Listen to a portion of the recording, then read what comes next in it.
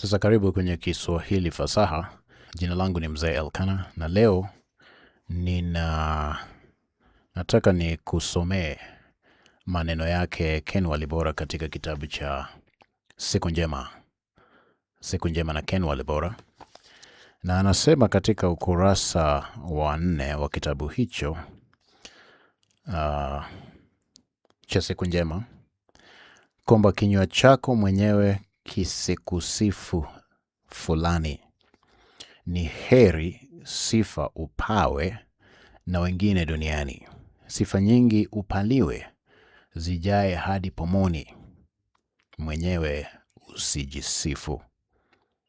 Nirudie tena, kinywa chako mwenyewe kisikusifu fulani, ni heri sifa upawe na wengine duniani. Sifa nyingi upaliwe, zijae hadi pomoni, mwenyewe usijisifu.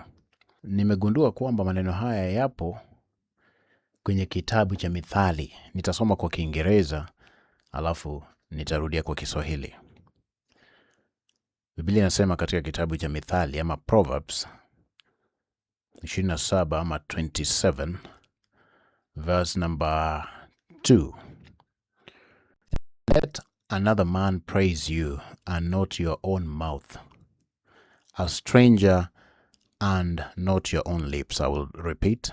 Let another man praise you and not your own mouth, a stranger and not your own lips. Nitasoma kwa Kiswahili sasa. Mtu mwingine na akusifu, wala si kinywa chako mwenyewe. Naam, mgeni wala si midomo yako mwenyewe.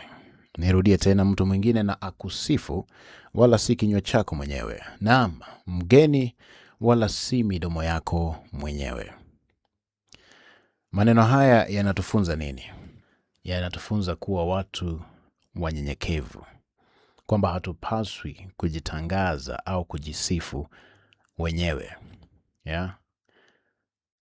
Tabia njema na matendo yetu yanapaswa kujionyesha. Tunaona mara nyingi watu wengine katika vitengo mbalimbali wanajisifu, sisi tumefanya hiki, nimefanya kile, wale hawajafanya kitu. Basi tunaambiwa nini? Mtu mwingine na akusifu, wala si kinywa chako mwenyewe. Napenda yalivyoandikwa katika kitabu cha Siku Njema, riwaya ya Siku Njema na Ken Walibora. Inapendeza hakika.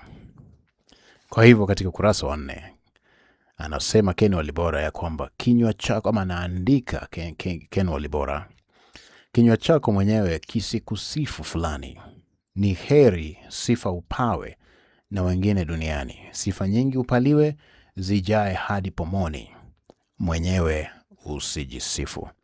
Niite Mzee Elkana, nitaitika mzee anayesikika kwenye Afrika Mashariki na Kati, kwenye visiwa vya Pemba, visiwa vya Komoro na visiwa vya Ngazija. Bye bye. Kinywa chako mwenyewe kisikusifu. Siku zote waniita Mzee Elkana. Bye bye.